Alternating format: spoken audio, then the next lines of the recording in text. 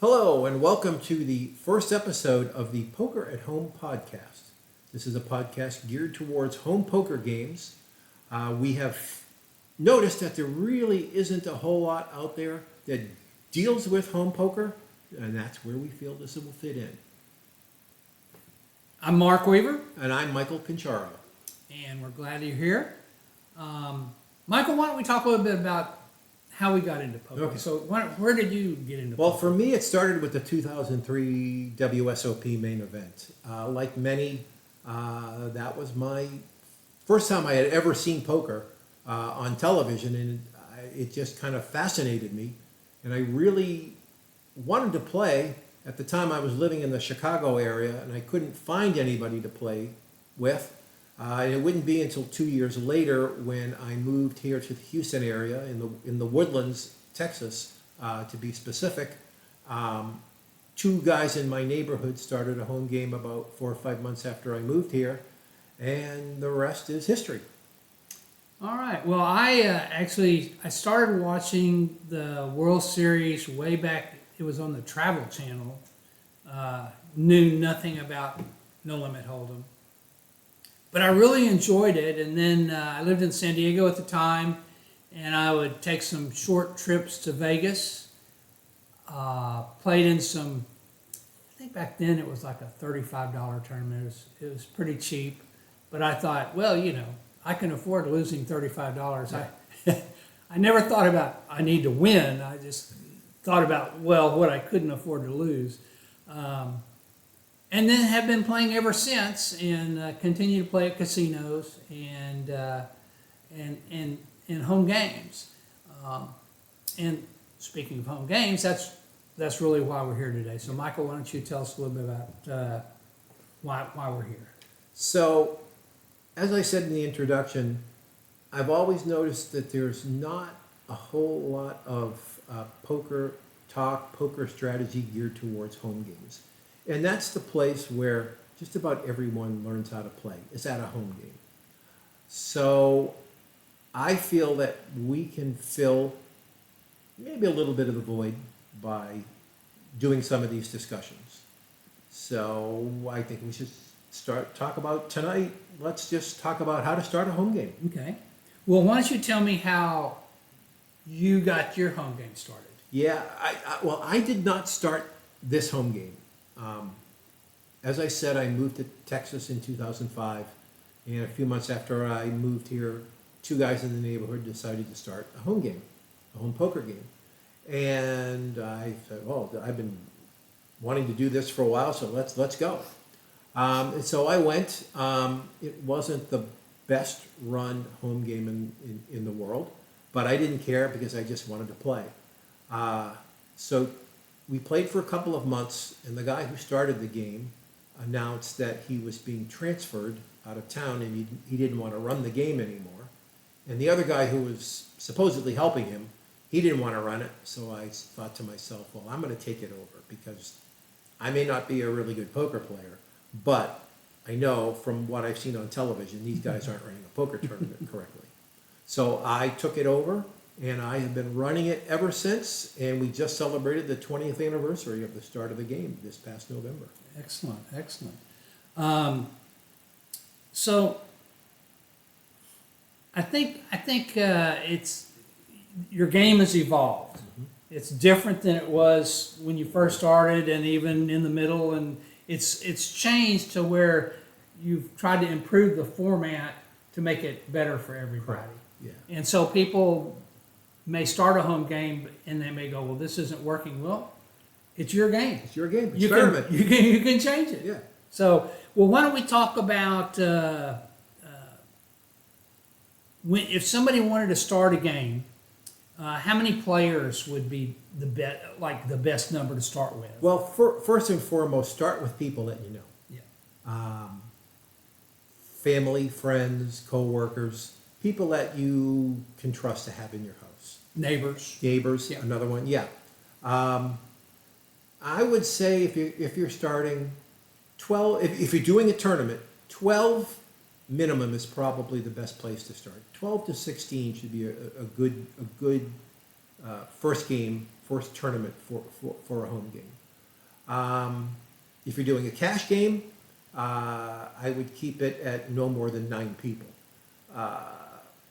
So get a good list of people, get an email out, pick a date and a time, and wait for the responses. Okay. And so when you're talking 12 to 16 people, you're talking about like 2 tables Yeah, of people. multiple basically. tables. Yeah.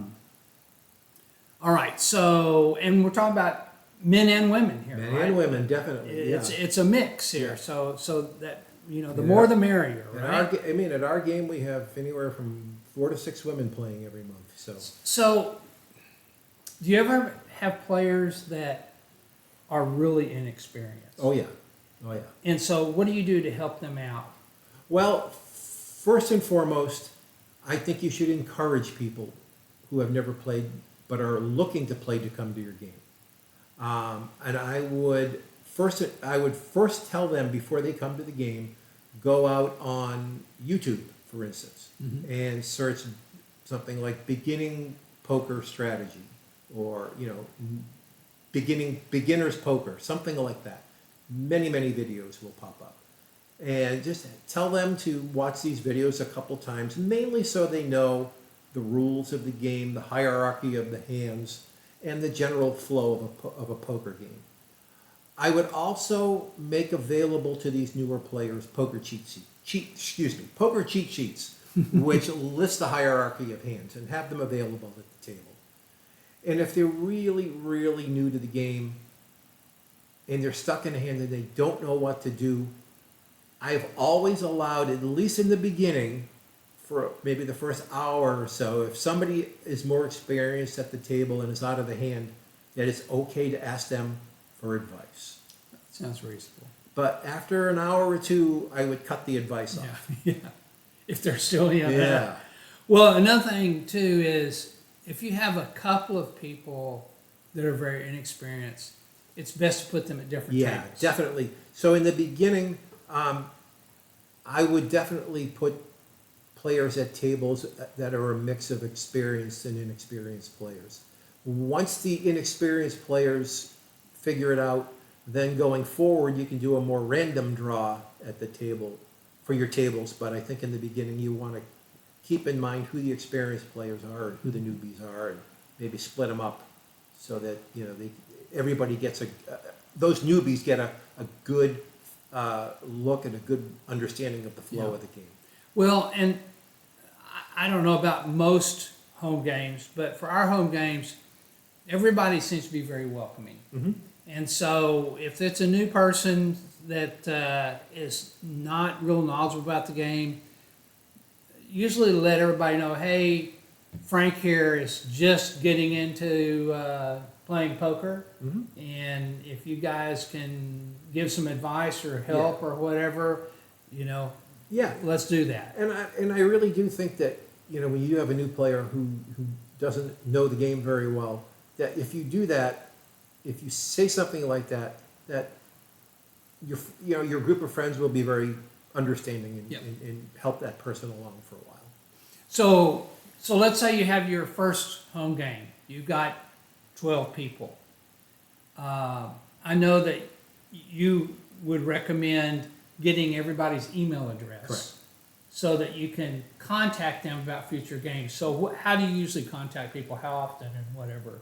Well, we have our game once a month. So generally about 2 weeks ahead of time, I send out an email saying, hey, the next poker night is whatever date. Please let me know if you want to join in.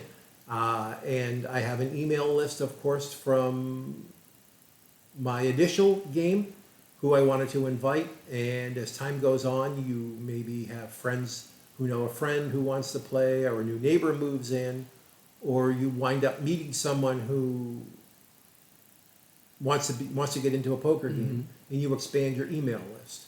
But yeah, I would say, at least for the purposes, what I do for my game is send out that initial email about 2 weeks before the game, get a feel for who's going to play, who's in, who's out, and then about 4 or 5 days before the actual game, you send out a follow-up email, And that's usually when you start to get more of your responses. I would say have a cutoff though.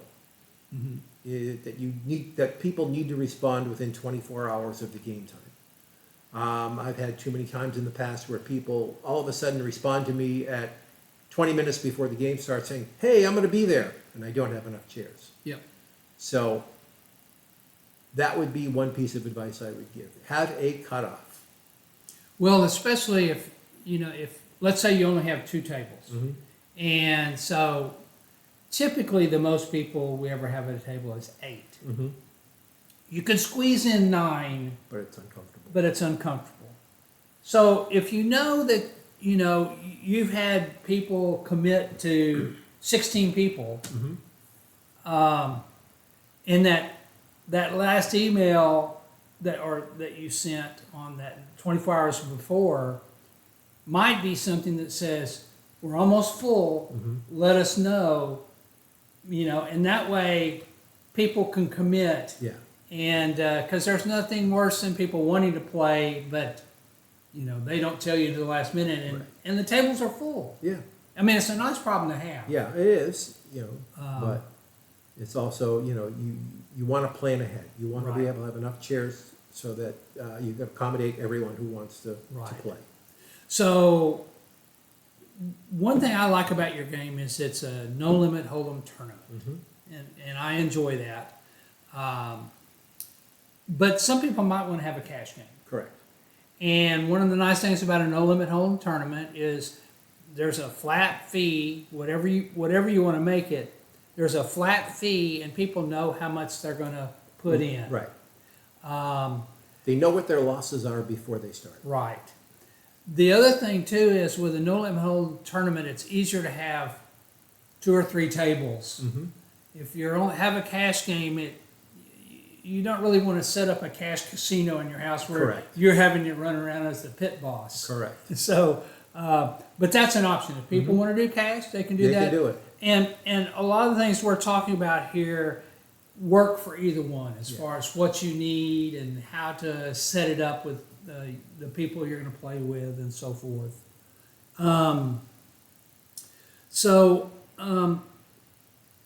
We should talk about equipment, what we need here to get the game rolling. Yeah, let's talk about that. Yeah. So I would think that at minimum, you want several sets of really good playing cards. If you want to go to your local supermarket and buy bicycle cards at like $4 or $5 a set or a deck, you can certainly do that. But they are plastic coated cards, as opposed to say a set of Chem or Copeg or Da Vinci cards, which are plastic playing cards. And there's a big difference. Plastic coated cards, like the bicycle cards, they crease, they bend, they get dirty, they get marked up very easily. And once you bend them or crease them, or once they get dirty, they're not very useful anymore. But a plastic playing card, like a Copeg or a Chem or Da Vinci, is far more durable. They don't crease as easily. If you get something on them, you can easily wipe them off with a sponge, and they will last so much longer. Now, you'll pay a lot more money for a set of plastic playing cards. They come usually 2 decks to a set, and they can run anywhere from $17, $18 to as much as $25, and maybe even more. But you will find in the long run that you will use those cards for a much longer period of time and probably save yourself some money from buying, plastic coated cards like a bicycle card. But, if you're on a budget, then that's fine. Bicycle cards will work. Okay. What about chips? Poker chips. Poker chips is the next most important thing. And you can go very low cost with this. You can go, again, you can find these at a grocery store, department store, plastic playing chips, colored Different playing colors, chips. Yeah. And that's fine. If you want to start with that works. You have to determine what color is what denomination. But if that's where you want to start, that's fine too. You can do that for minimal cost. But I do suggest buying a nice set of clay or clay-like poker chips, and preferably with denominations. And I would say you would want to get a minimum of 500 chips. My set is a 1,000 chip set. Now, these sets will cost roughly $100 for a 500 chip set and probably $200 and up for a 1,000 chip set.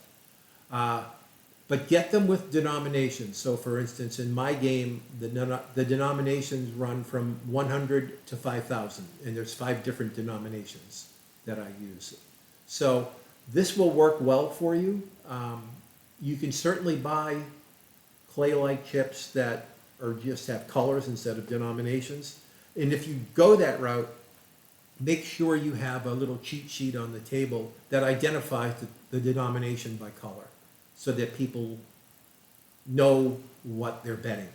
And still, you probably have a few mistakes, but with chips that have denominations on them, you won't run into too many mistakes with people thinking they threw a 1,000 chip out there and they actually threw a 100 chip out there. Right. So, Well, and you can kind of decide if you decide you want, like in your games, the starting stack is 30,000. 30,000. Okay, so if you have 10 players, you need $300,000 chips. Yeah. And if and 20 players, 600, 30 players, 900. So you needed that 100,000 if you wanted to get 30 players Yeah. in. Plus, we allow people to rebuy, and Right. so you have to have some backup chips available too, so people can identify how many people they think they're going to have, and then what the blinds are going to, the stacks are going to be Yeah. to determine how many chips they need to And get. like, as an example, my 1,000 chip set, I can easily handle 40 buy-ins. So, have we ever gotten to 40 buy-ins? No. Yeah. We've gotten into the 30s a couple of times, but it's more than enough chips. I think I could easily accommodate 50 buy-ins if I had to. But I would say, you want something that's going to at least accommodate 1.5 times the number of people that are at your game. So if you have 12 people, you should have at least enough for 18 buy-ins. Because you really should have a game where if people bust out within a certain time frame, they're allowed to rebuy back in and get a full stack for a full buy-in. Nothing's more frustrating than to bust out on the 4th or 5th hand, 10 minutes into the game, and then I got to go home. Yes, that's right. No. So always have a re-entry available. Okay, so I know that recently you bought a foldable poker table. It has the cup holders, and it looks like a real poker table. Yeah. But that was recent. What have you done before that? Well, and it's not necessary to go out and buy a poker table. Let me say that right off the top. You can easily get by with your dining room table and your kitchen table if you're limiting it to 2 tables. Most dining room tables you can fit 6, 7, sometimes 8 people around them. Same for a kitchen table, especially if you have a leaf for both tables. You can accommodate 12 to 16 people generally. So dining room tables work fine. But what I would suggest that you buy some kind of a poker table topper. You can find these very easily on Amazon for about 25 to 30 bucks a piece. They are a felt-like rubber-backed top that you roll out onto the table, covers the table. It allows the cards to slide nicely across the table. It gives the feeling of felt, and you usually have that racetrack line that you see on casino tables that are on the poker tabletop, so that people can push their chips back and forth across the line. They work well. They also protect your table as well. It's probably better that someone spills something on the poker tabletop than to spill something across your dining room table, Yeah. or if they slam something down, it's going to, the poker tabletop is cushioned, so it won't put a dent in your dining room table. But if you get someone like that who's slamming things around, you probably don't want them at your That's table right, either. that's right. But no, I would strongly suggest getting, if you're going to use the dining room and kitchen tables for your game, to get these poker tabletops. They really do work well. Another thing that I know we talked about once before is cut cards, and that I think you told me that they come with the some Yeah, boxes of cards. some of the, if you're going to spend, $20, $25 on a nice set of plastic playing cards, most of these companies do give you a cut card in the set. So, and what a cut card does is that when you shuffle and you have the person behind you cut the deck for you, you put the deck on top of the cut card so that no one can see the bottom card. That's essentially what it's there for, and it keeps people from knowing what that card is. And like an example, basically, let's say you have pocket tens, but you saw that the bottom card on the deck was a 10. Well, you might just fold your hand as Right. opposed to calling if someone had made Certainly a change, raise. play differently. Yeah. Right. So And then a nice to have, but not need to have is a button. And A a button. button is something that moves around the table and determines what position the dealer position is in. Why don't you, So what the button is, it has the word dealer on it. And the deal goes clockwise around the table so that you pass the button from dealer to dealer as the game goes on. And then there's no question as to who the dealer is, and that the two blinds are to the left of the dealer. So it helps with the game flow. It helps to know who's going to go first after the flop, what position you're in relative to the dealer. It's just nice to have those dealer buttons. They're relatively inexpensive, a couple of bucks maybe on Amazon for. it's for a not dealer necessary. You Yeah. could use you could use a phone or Yeah, whatever yeah, you want, yeah, just yeah, you some could sort just- of right. item. But it is nice, just another nice to have Yeah. item that you can get it online. Yep.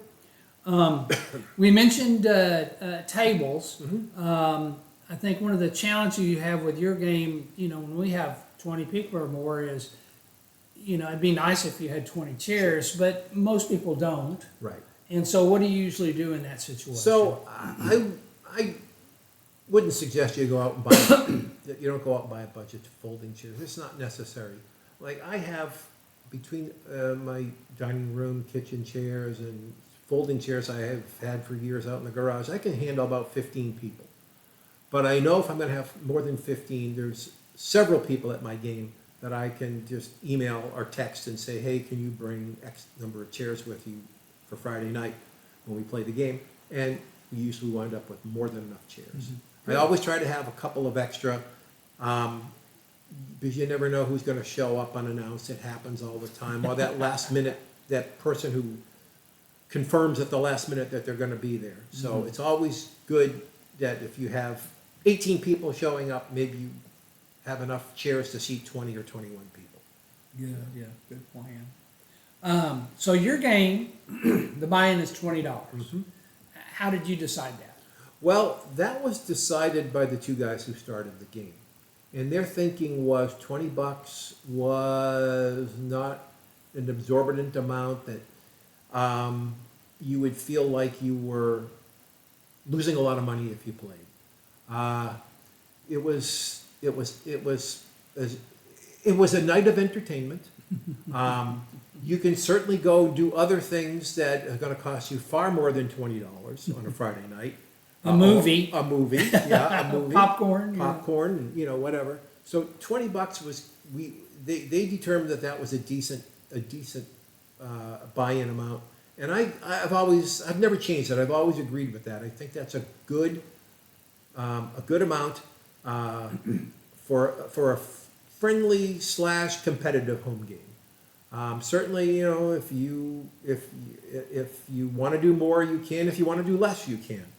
but I think $20 is a good starting point. And always, I said this earlier, and I'll say it again, if you want players to stay around and play for several hours, or play most of the evening, have that re-entry available if they bust out within a certain period of time. Yeah, because another $20 isn't typically going to break the bank, and you know, people are having a good time. So sometimes they had a bad beat and they want to stick around. So that's a nice option to have. And then you cut that off at some point during the night, saying after that there are no more buy-ins. Yeah, you might want to say that, you know, we'll take a break after an hour and a half of play. We'll take a break, and that's when you cut off the re-entry. You know, that's how I do it. It's at our first break. Once we start up after the first break, no more re-entries. That works out well.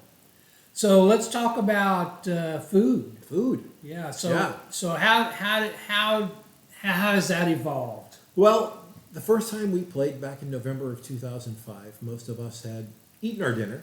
Then we showed up at the game. We started at 7, and then about an hour and a half or so into the game, all of a sudden 4 pizzas showed up.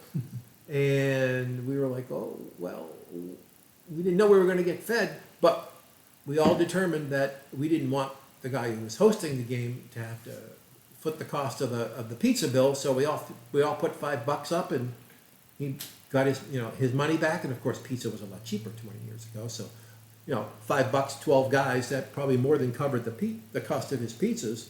But that's how the food thing started.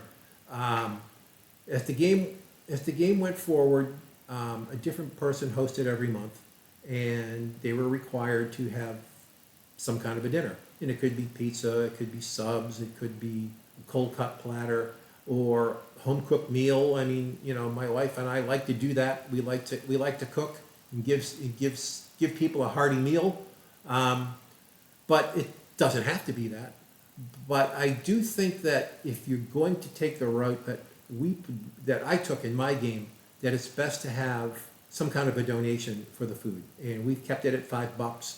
And I will tell you that for the $5, there have been a lot of times where people have gotten a meal that is worth a hell of a lot more than $5. Oh yeah. So yeah, I've seen pasta. I've seen steaks Yeah. one time. Yeah. I've seen hamburgers and hot dogs and pulled pork and just a variety of things. It doesn't have to be fancy. nope. Just something, just so there's enough for everybody. And I know even if I don't eat, I'll used to put $5 in the cup just because I'm glad somebody's hosting. So And one of the foods that I always say to stay away from, wings. Because you don't want greasy fingers on your playing that's cards. right. These cards are marked. Yeah. But hey, if you like wings, then fine, go ahead and have them. So, continuing to talk about food. So, the way it's traditionally been is whoever's hosting supplies the food. And there are several people that have hosted in your group, but not everybody has the room to Correct. host. But you like to have the game every month, and you have it. Thankfully, you do it at your house most of the time. Yeah. But it can be a little bit burdensome to have to Oh, be yeah. the person putting the meal together. So one of the options that you came up with was, I'd like to have a game at my house this month. Would somebody else like to supply the food? Yeah. And of course, they would get the money that people donate, and that's worked out well. Yeah, It takes a it- little bit of burden off hosting, Yeah. and it also kind of gives some extra variety to the food too. Yeah, sure. So Yeah, so I don't mind opening my house up for poker frequently. It's like you said, it's the burden of us having to supply food all the time if we're doing it frequently at our house. So we have made that option available. That some of our people maybe have a smaller house, small space, or they live in an apartment, which is almost impossible to have 15, 18 people over to play poker. That if you can't host at your place, you can you can volunteer, bring the food to my place, come over a little earlier, we set it up, and whatever money gets put in the poker or in the food cup, that's yours to take home. And hopefully, like I've said, maybe it covers the cost, maybe it doesn't, but it's your contribution to the game once a year or so. Yep. So And typically your games are BYOB. BYOB definitely. They can bring beer and wine and or whatever they want to Whatever they bring, want. or Yeah. sodas or whatever. Right. So we don't require the host to supply beverages, although most of the hosts also have bottles of water Right. available. I would say make sure that there's bottles of water available for people, but I would strongly suggest that you don't supply alcoholic beverages for people, because if you have a refrigerator full of beer and somebody drinks way too much and God forbid gets into an accident on the way home, you could be liable because you gave them the beer. So that's why I strongly suggest that if people want to drink alcohol, they bring their own. So it should always be BYOB. So your games typically start around 7 o'clock. Mhm. Everybody gets there around between 6:30 and 7, so they have time to eat and kind of Socialize. visit with everybody, meet people they don't know, and then typically your games last. I think you want to shoot for between 3 to 5 hours. Yeah. Something like that. Yeah, and that all depends on the structure that you set up. Now you can set up a fast structure if you wanted to be done by 10 or 11 o'clock, 3 to 4 hours. You can set up a fast structure where after a certain period of time, you're down to whether I should go all in or just fold pre-flop. But my game, I tend to make it last a little longer. Generally, 5 to 5.5 hours is my little sweet spot, so to say. That doesn't mean we'll be down to a winner in 5 to 5.5 hours, but usually by midnight, 12:30 in the morning, we're down to between 4 and 6 players. And at that point, many times we've done some kind of a chop of the prize money. So you don't have to play till 2 o'clock in the morning. Certainly Yeah. you don't want to, you don't want people at your house till 2 or 3 o'clock in the morning. Remember your host. Remember your hosts, right? Especially, if one of your players volunteers, be very mindful of Yeah. what they have going on in their life. They may have something going on the next day, and they need to be up relatively early. So you don't want people at their house till 2 or 3 o'clock in the morning playing poker. So a couple of ways that you can control the length of the game is by the starting stack of chips, and then also the length of the blinds. Correct. And your game starts with 30,000 chips. Correct.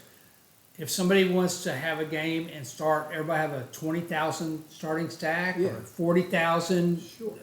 that's their choice. That's their choice. And then the blind structure, I know at some of the casinos, they have what they call turbo tournaments. Right. And their blinds are like 10 minutes. Yeah. And it seems like every time you turn around, the blinds Lines are go going up. up. Yeah.